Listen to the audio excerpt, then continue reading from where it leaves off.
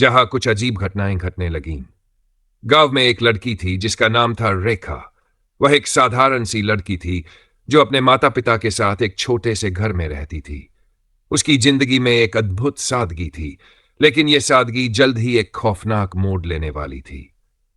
एक दिन गांव के एक बुजुर्ग व्यक्ति ने रेखा से कहा, तुम्हारी आंखों में कुछ खास है, वह कुछ छिपा हुआ है जिसे तुम्हें जानना होगा। यह बात रेखा को समझ में नहीं आई, लेकिन उसने उस बुजुर्ग की बातों को हल्के में लिया। वह किसी के साथ ज्यादा घुलती मिलती नहीं थी और उस दिन के बाद से वह अक्सर अकेले रहने लगी। कुछ दिनों बाद रेखा ने महसूस किया कि रात को उसके आसपास कुछ अजीब घटनाएं घटने लगीं। कमरे में अचानक ठंडी हवा का चलना, दरवाजे का खुलना बंद होना और कभी कभी वह आवाजें सुनती जो कोई और नहीं सुनता था। लेकिन सबसे अजीब बात तो यह थी कि उसकी आंखों के सामने एक महिला का रूप आता था जो पूरी तरह से काले वस्त्रों में लिपटी रहती थी और उसकी आंखों में एक अजीब सी चमक होती थी। एक रात रेखा ने उस महिला का पीछा किया और देखा कि वह महिला गांव के पुराने किले के पास जाती है। रेखा डरते हुए उसके पीछे गई और वहां उसे जो दिखाई दिया वह उसकी कल्पना से कहीं ज्यादा भयावह था। किले के अंदर एक पुराना शमशान था और वहां रेखा ने उस महिला को एक पुराने लकड़ी के चबूतरे पर खड़ा पाया। महिला ने रेखा से कहा, मैं पिछल पेरी हूं जो उस किले के अंदर बसी हुई है। मेरी आत्मा को शांति तब मिलेगी जब तुम मेरे जीवन के राज को जानोगी। रेखा को समझ नहीं आया, लेकिन महिला ने धीरे धीरे अपनी कहानी सुनानी शुरू की। पिछल पेरी, जिसे कई साल पहले एक जादूगरनी ने शापित कर दिया था, अपने पिछले जन्म की यादों को ढूंढ रही थी। वह महिला अपने जीवन में बहुत कुछ खो चुकी थी और अब अपनी आत्मा को शांति देने के लिए रेखा को एक रहस्यमयी चुनौती देने आई थी। रेखा ने दिल में डर और साहस दोनों महसूस किए। उसे पता चला कि पिछल पेरी को शांति तभी मिलेगी जब वह उस जादूगरनी को ढूंढेगी जिसने उसे शापित किया था और उसका वजूद खत्म कर देगी। लेकिन जादूगरनी का पता करना आसान नहीं था, क्योंकि वह बहुत चतुराई से छिपी हुई थी। रेखा को यह भी समझ में आया कि उसकी इस यात्रा में एक गहरी दुविधा थी। अगर वह जादूगरनी को ढूंढती है तो उसकी अपनी जिंदगी खतरे में पड़ सकती है। अगले कुछ दिनों में रेखा ने बहुत सी कठिनाइयों का सामना किया। एक दिन जब वह जादूगरनी के बारे में और जानकारी जुटाने के लिए एक पुराने पुस्तकालय में पहुंची, वहां उसे एक किताब मिली जिसमें पिछल पेरी के बारे में लिखा था। उसी किताब में यह भी लिखा था कि अगर पिछल पेरी की आत्मा को शांति देनी हो तो उसे किसी निर्दोष व्यक्ति की मदद चाहिए होती है, और रेखा की निर्दोषता ही वह कुंजी थी। रेखा को अब यह महसूस हुआ कि उसकी यात्रा केवल एक औरत की मुक्ति के लिए नहीं, बल्कि उसकी अपनी आत्मा की भी मुक्ति के लिए थी।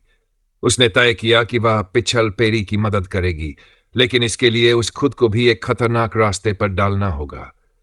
अंत में रेखा ने उस जादूगरनी का सामना किया और एक दिल दहला देने वाले संघर्ष के बाद उसे हराया। पिछल पेरी की आत्मा को शांति मिली और रेखा ने महसूस किया कि उसने सिर्फ एक आत्मा को नहीं, बल्कि अपनी खुद की आत्मा को भी बचाया था। उस रात रेखा की आंखों में एक नई चमक थी और उसने समझ लिया कि हर डर के पीछे एक सच्चाई छिपी होती है। यह कहानी एक सीख देती है, कभी भी अपनी सच्चाई से भागो मत, क्योंकि वह तुम्हारे डर से कहीं ज्यादा ताकतवर हो सकती है। रेखा को लगा था कि उसने अपनी यात्रा का अंत पा लिया है, लेकिन उसे यह नहीं पता था कि उसका असली संघर्ष अभी बाकी था। जादूगरनी को हराकर और पिछल पेरी की आत्मा को शांति देने के बाद रेखा ने महसूस किया कि उसके भीतर एक गहरी चुप्पी है, जैसे कोई रहस्यमयी शक्ति उसके साथ हो। वह दिन के उजाले में भी उन अंधेरे दिनों को महसूस कर रही थी, जैसे कुछ बाकी था। एक रात जब वह अपनी मां के पास बैठी थी, अचानक उसकी मां ने कहा, क्या तुमने कभी सोचा है कि जो तुमने किया वह केवल एक शुरुआत थी? रेखा ने चौंक कर मां की तरफ देखा। क्या मतलब है तुम्हारा? रेखा ने पूछा। मां ने धीरे से कहा, तुम्हें पता है कि पिछल पेरी सिर्फ एक आत्मा नहीं थी, वह एक चेतावनी थी। तुम्हारे अंदर कुछ ऐसा है जिसे तुम्हें खुद जानना होगा। तुमसे पहले भी कोई और यह सफर तय कर चुका था, लेकिन वह अपने डर से हार गया था। तुम्हारा क्या होगा यह तुम्हारे ऊपर है। रेखा ने अब तक जितना जाना था उसे सब कुछ फिर से सवालों के घेरे में आ गया। क्या वह सचमुच पिछल पेरी के बंधन से बाहर आ चुकी थी? क्या वह अपने जीवन को सामान्य तरीके से जी सकी, या फिर एक और रहस्यमयी शक्ति उसके पीछे होगी? अगले कुछ दिन उसने खुद को इस उलझन में पाया।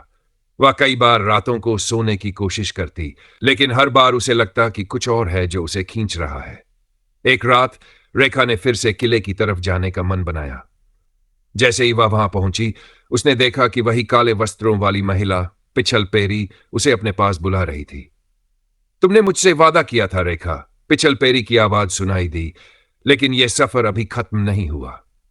तुमसे पहले इस गांव में एक और व्यक्ति था जो मेरे जैसा था। वह था जिसने मुझे शापित किया था, और वह अभी भी जीवित है।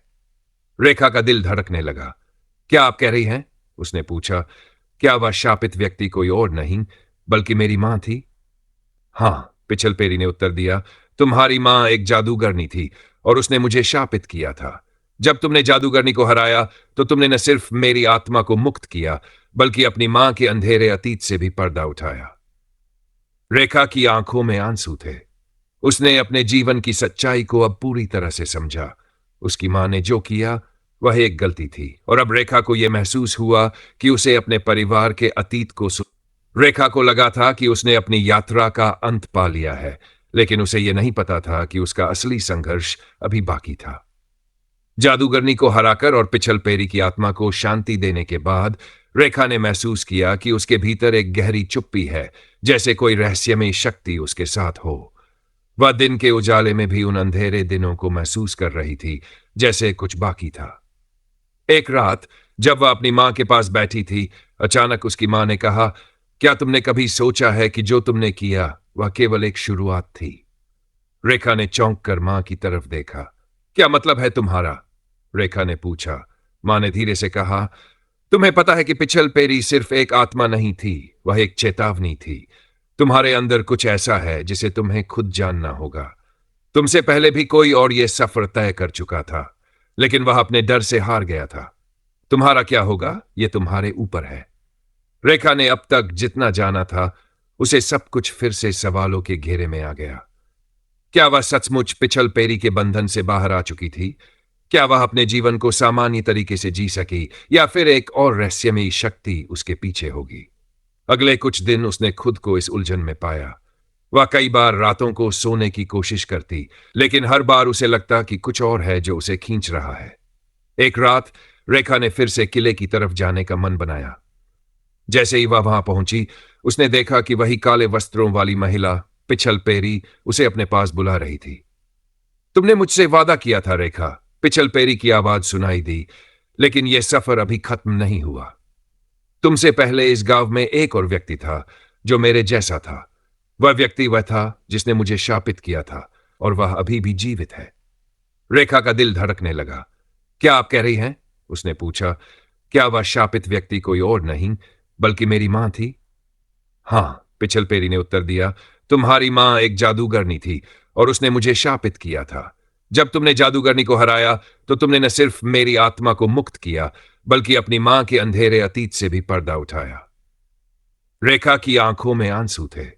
उसने अपने जीवन की सच्चाई को अब पूरी तरह से समझा। उसकी मां ने जो किया वह एक गलती थी, और अब रेखा को यह महसूस हुआ कि उसे अपने परिवार के अतीत को सुलझाने के लिए एक आखिरी कदम उठाना होगा। अगली सुबह रेखा ने अपनी मां से सभी बातें पूछी। मां की आंखों में चुप थी, लेकिन उसने धीरे धीरे सब कुछ स्वीकार किया। उसने कहा, मेरे द्वारा किए गए गलत कामों का खामियाजा हमें भुगतना पड़ा, लेकिन मैं चाहती थी कि तुम उन सब चीजों से दूर रहो। मैंने तुम्हें उस अंधेरे से बचाने की कोशिश की थी। रेखा ने अपने मां के गहरे दर्द को समझा। उसे एहसास हुआ कि डर केवल बाहरी नहीं होता, बल्कि वह अंदर भी होता है। डर, अपराध बोध और अतीत का बोझ एक साथ होता है, और उन सभी से जूझना आसान नहीं था। रेखा ने अपनी मां को गले लगाया और कहा, अब हम दोनों इसे ठीक कर सकते हैं, क्योंकि हम दोनों ने अपने डर का सामना किया है। यहां से रेखा की यात्रा का एक नया अध्याय शुरू हुआ। उसने समझा कि हर अंधेरे के बाद एक रोशनी होती है, और हर दर्द के बाद एक सुकून। उसे अपनी जिंदगी को फिर से संजीवित करना था, लेकिन इस बार वह डर से नहीं, बल्कि अपने भीतर की शक्ति से प्रेरित थी। वह जानती थी कि पिछल पेरी की कहानी अब समाप्त हो चुकी थी, लेकिन अब उसकी अपनी कहानी शुरू हो रही थी। एक कहानी जिसमें डर नहीं था, बल्कि आत्मविश्वास और मुक्ति थी।